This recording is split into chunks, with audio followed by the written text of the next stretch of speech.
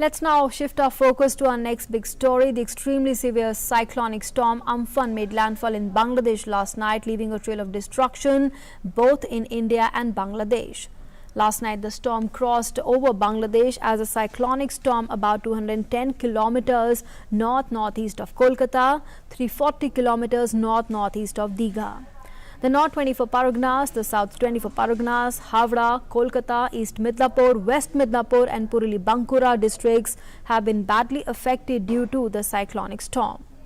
The government of West Bengal will set up a special task force in view of the cyclone and consider ways to help people in addition to taking stock of the damage. Due to Cyclone Amphan, 5,500 houses have been damaged in the 24 Parganas district of West Bengal. East Midnapore, North and South 24 Parganas districts have suffered the most damage from the storm.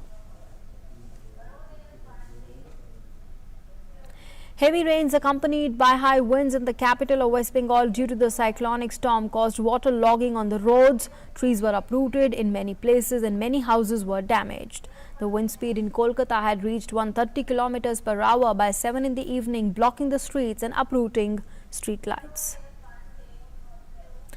Parts of Kolkata were also waterlogged due to heavy rains last night, the Kolkata airport that is.